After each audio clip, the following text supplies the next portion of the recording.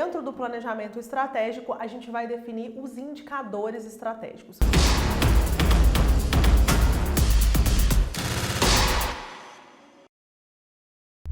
E a partir da definição desses indicadores estratégicos que a gente integra o planejamento estratégico com a gestão da rotina, com o gerenciamento pelas diretrizes, com a gestão para resultados. Então eu tenho os indicadores estratégicos que vêm do planejamento estratégico e a partir desses indicadores estratégicos eu começo a definir os indicadores táticos, os indicadores operacionais e desdobrar todo o objetivo, todo o norte que eu defini no planejamento estratégico para as demais áreas da minha organização. Então suponha que você, dentro do planejamento estratégico, definiu que você quer aumentar a sua lucratividade em 30%. Esse indicador estratégico ele precisa se desdobrar em indicador tático e indicador operacional, né? Então, o indicador tático, por exemplo, do indicador estratégico aumentar a lucratividade em 30%, ele vai ser algo do tipo aumentar o faturamento em 50%.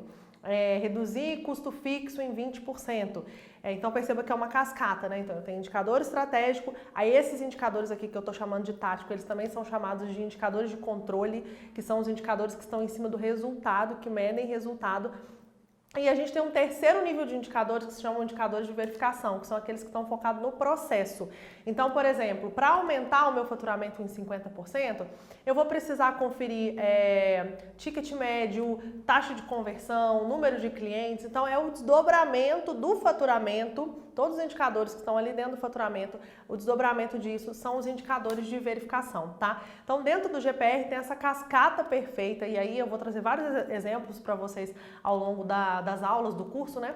Para vocês entenderem como que eu pego um indicador estratégico, desdobro ele em indicador de controle, que também pode ser chamado de indicador de resultado, e como que eu chego no indicador de verificação / indicador de processo. O que é o grande erro que eu percebo dentro da estruturação de um sistema de gestão para resultados? É a gente ficar focando em indicador de verificação como se fosse um indicador de resultado, né?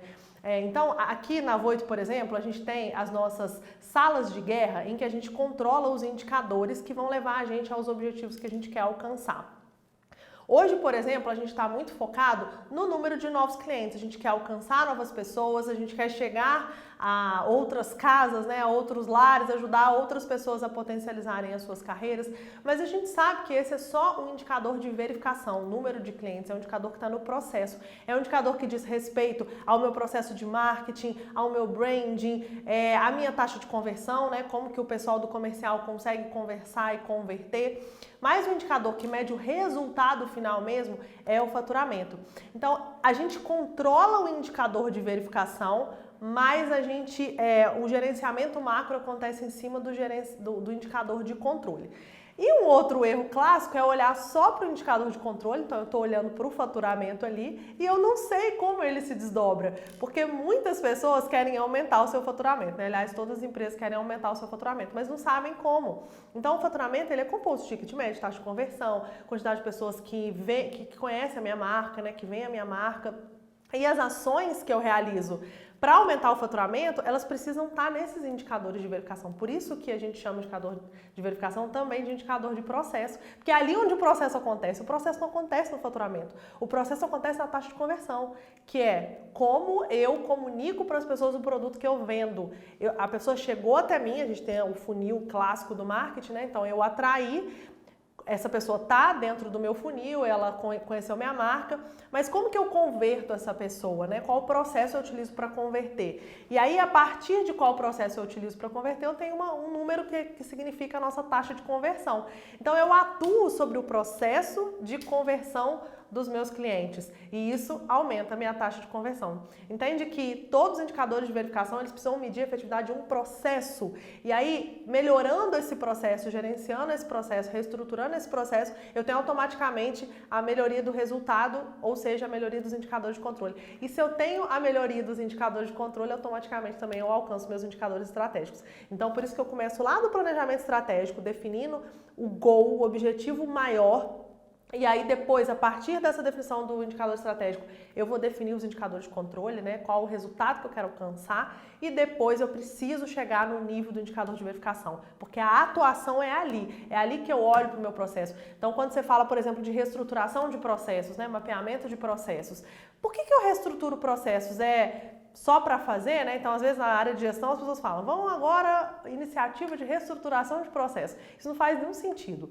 Isso só faz sentido se eu preciso melhorar os meus indicadores de verificação. Então, minha taxa de conversão está aquém do que eu gostaria ou está aquém da meta que eu defini, então eu vou reestruturar o meu processo de prospecção e de abordagem e de conversão do comercial. Aí sim vai fazer sentido, porque eu tenho um resultado a ser melhorado, né? Eu estou medindo isso através do indicador. Mas reestruturar processo só por reestruturar realmente não faz sentido e não é isso que a gente quer dentro de um sistema de gestão para resultados. Uma questão importante também dentro do sistema de gestão para resultados é que ele pode ser dividido em estratégia, método e ferramentas. E a gente, infelizmente, percebe que muitas pessoas que trabalham com gestão, muitos gestores, eles focam em utilizar ferramentas ao léu, né?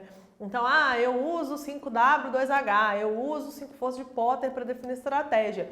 Mas, gente, ferramental é só ferramental, tá? O mais importante é a estratégia. Então, o mais importante é quando eu defino o goal que eu quero alcançar, aonde eu quero chegar em termos financeiros, onde eu quero chegar em termos comerciais, marketing, branding, produtos e tudo mais. E aí, depois que eu defino essa estratégia, eu vou utilizar o método para desdobrar essa estratégia. Um método que é muito conhecido, né, muito clássico, que é o PDCA.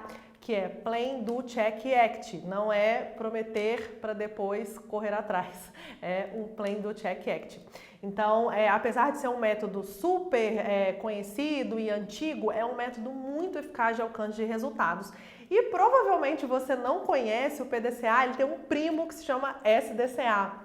A diferença entre o PDCA e o SDCA é que um é um método utilizado para rodar melhorias, para alcançar novos patamares de desempenho, e outro é um método rodado para manter padrões que eu não preciso mexer nele, né? Então, são números que eu preciso manter dentro de uma especificação. Vou explicar um pouquinho mais sobre a diferença entre os dois, mas no PDCA estão os meus indicadores de controle ali, né? Inclusive os indicadores de verificação também, mas sempre pensando em melhoria, né?